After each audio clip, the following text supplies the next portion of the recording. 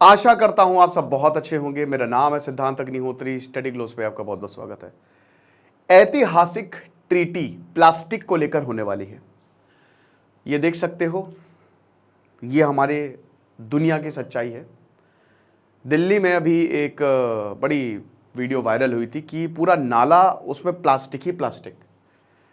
तो हम प्लास्टिक खा रहे हैं, प्लास्टिक के साथ जी रहे हैं, प्लास्टिक ही हो गए हैं। दिल भी प्लास्टिक, मन भी प्लास्टिक, दिमाग भी प्लास्टिक, प्लास्टिक सर्जरी। तो 23 अप्रैल को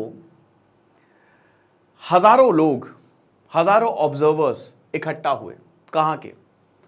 175 देशों के। और ये कह रहे हैं कि अब बहुत हो गया, काम करते हैं कि प्लास्टिक के ऊपर ट्रीटी लेके आते हैं। ये बहुत ज्यादा जरूरी है, क्योंकि अगर प्लास्टिक पॉल्यूशन को नहीं रोका गया, पहली ग्लोबल ट्रीटी होगी, याद रखिएगा, तो हम बर्बाद हो जाएंगे। प्लास्टिक पॉलीमर होती है, पॉलीथीन, तो हाइड्रोकार्बन है, उसकी एक लंबी चेन बना दो जिसको मोनोमर कहते हैं, और बहुत सारी ऐसी चेन्स को कंबाइन कर दो, तो सदियां बीत जाएंगी, सब मर जाएंगे, लेकिन प्लास्टिक नहीं मरेगी। प्लास्टिक डिकम्पोज नहीं होती है। अब जब वो डिकम्पोज नहीं हो रही है तो वो हमेशा रहेगी। अगर वो जमीन पे जाएगी तो जमीन को बंजर बना देगी। अगर इंसान खाएगा तो इंसान खत्म हो जाएगा। सो द थिंग इज कि प्लास्टिक एक बहुत ही भयानक रूप ले रही है, और इस प्लास्टिक पॉल्यूशन को रोकने की जरूरत है। 29 अप्रैल 29 अप्रैल तक ये मीटिंग चलेगी, यानी कि 6 दिन तक, मतलब अब खत्म ही हो गई है। तो अब ये 4th राउंड ऑफ नेगोशिएशन है 2022।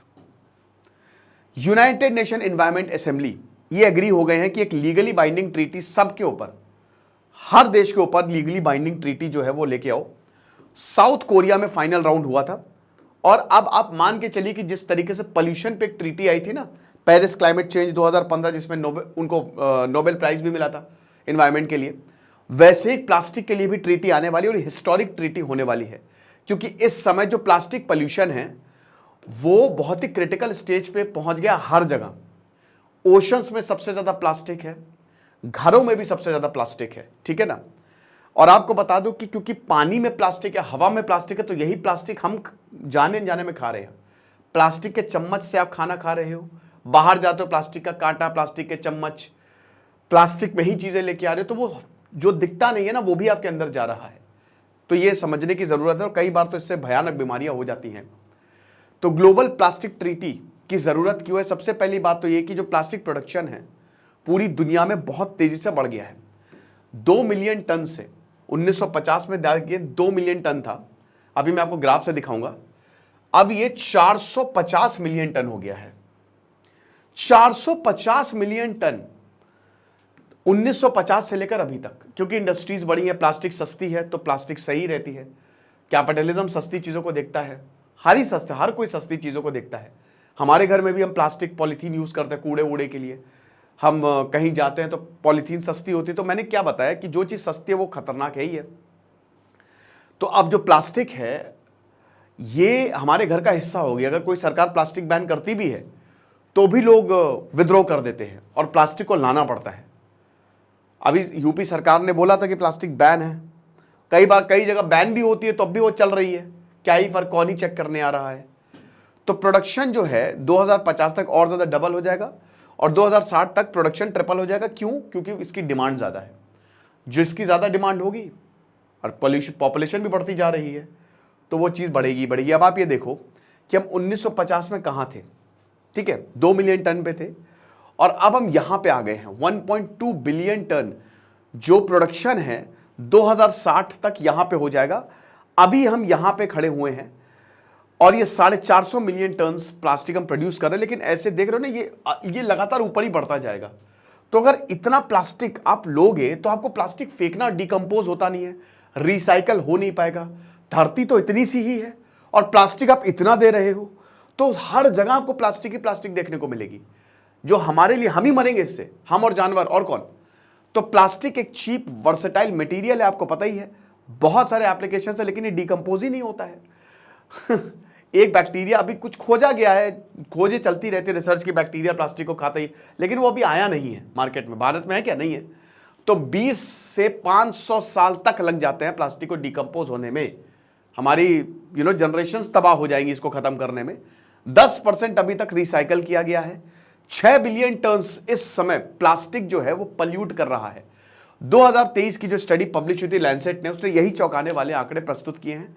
400 मिलियन टन वेस्ट जो है वो हर साल जनरेट होता जा रहा है और हम खाली 10% जो है वो रिसाइकल करते जा रहे हैं। तो ये 62% तक, ठीक है, ऊपर चला जाएगा 2050 तक। इतना ज्यादा प्लास्टिक वेस्ट जनरेट होगा।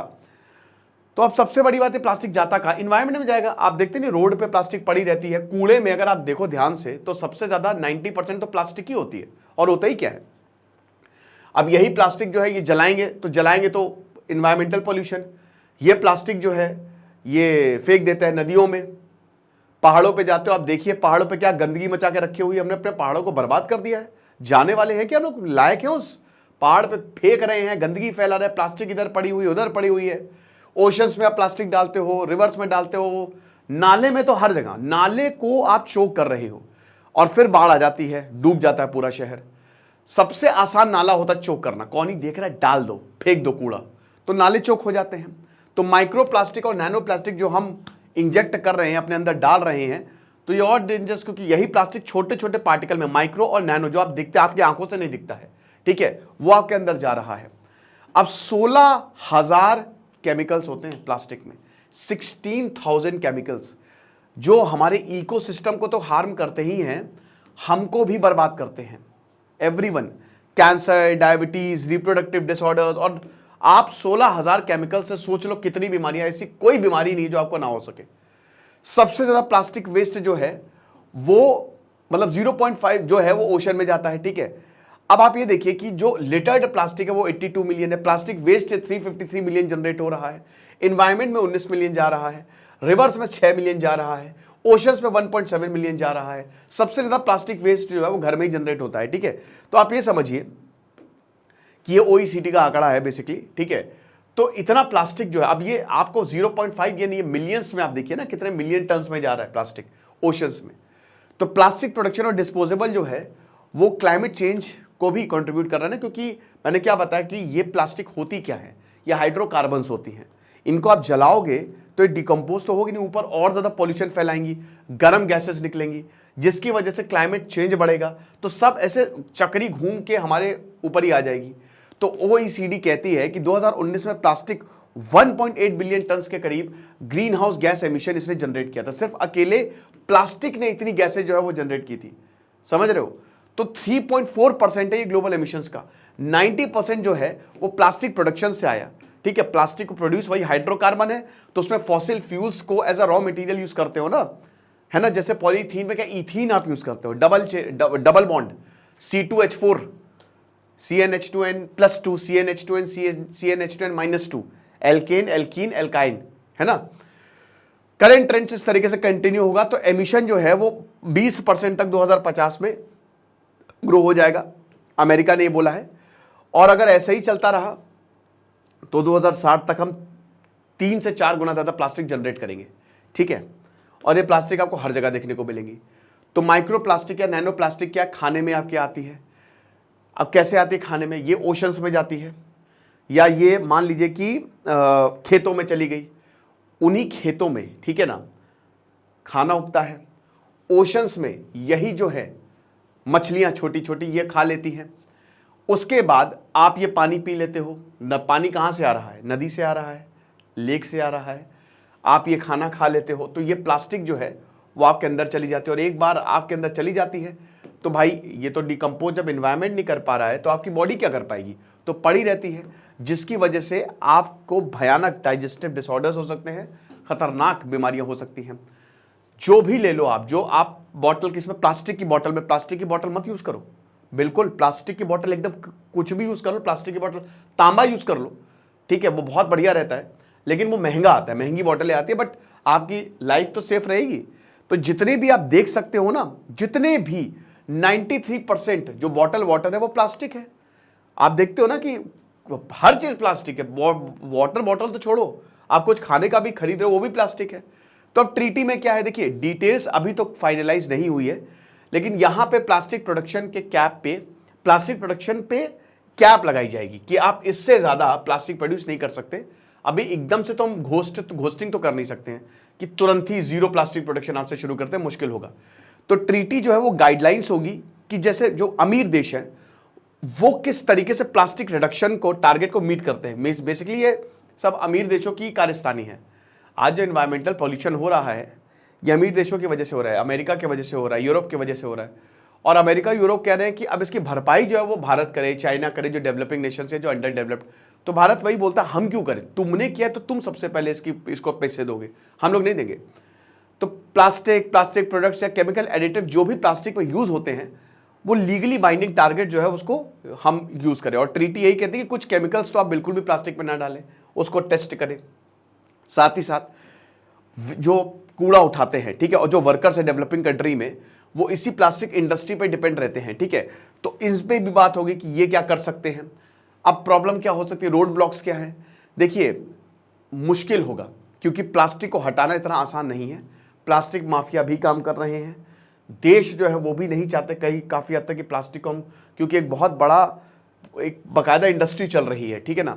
तो ऑयल और गैस प्रोड्यूसिंग कंट्री है, फॉसिल फ्यूल और केमिकल इंडस्ट्री है, वो चाहते हैं कि देखिए प्लास्टिक वेस्ट और रिसाइकलिंग को क्योंकि हम ये raw material as a fossil fuel इन देशों से आता रहेगा तो प्लास्टिक बनती रहेगी, तो हमारा तो नुकसान है ना। तो हम नहीं चाह रहे हैं कि ये ट्रीटी जो है वो फाइनलाइज हो पाए। अभी बहुत ज्यादा पोलराइजिंग है, इट इज डीपली पोलराइजिंग। जो पहला राउंड यूरुग्वे में आया था 2022, तो जितने भी ऑयल प्रोड्यूसिंग नेशन थे, सऊदी अरेबिया, रशिया, ईरान, उन्होंने बोला कि हम प्लास्टिक कैप्स नहीं लगा सकते क्योंकि हमारे इधर से तो रॉ मटेरियल जा रहा है। कहने का उनका इनडायरेक्टली मतलब यही था, ठीक है ना। तो बहुत सारी डीले टैक्टिक्स उन्होंने यूज की है कि प्रोसीजरल गलत है। और अब आप ये देखिए कि ये देश अगर मतलब ये कर क्या रहे हैं, ये जहर बेच रहे हैं और जहर को खत्म करने की बात नहीं कर रहे हैं, ये और बढ़ाने की बात कर रहे हैं, ठीक है। साथ ही साथ 65 नेशंस जो है, जो हाई एम्बिशन कोलिशन जिनको बोला जाता है, वो बोलते हैं कि प्लास्टिक प्रोडक्शन को टैकल करना बहुत ज्यादा जरूरी है। इसमें अफ्रीकन नेशंस हैं, यूरोपियन नेशन के ज्यादातर देश है, ठीक है ना। और बोला है कि भाई प्लास्टिक पॉल्यूशन को 2040 तक खत्म करेंगे, फेज आउट करेंगे। अमेरिका ने अभी तक इसको ज्वाइन नहीं किया क्योंकि अमेरिका भी प्लास्टिक पॉल्यूशन में अच्छा खासा कंट्रीब्यूटर है। हालांकि ये बोल रहा है कि हाँ इसको हम 2040 तक एंड करेंगे चाहे जो भी हो जाए।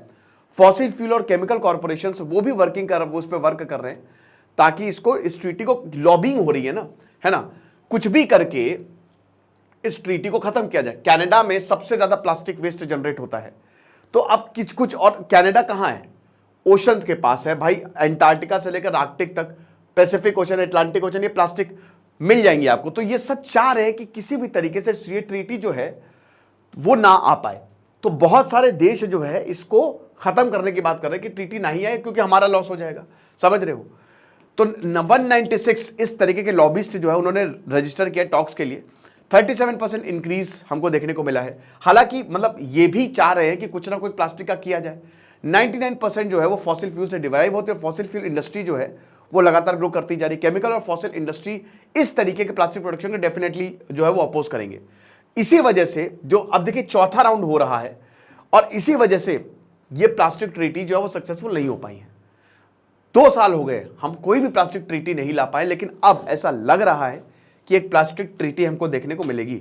लेकिन ये बहुत डेंजरस है दोस्तों प्लास्टिक।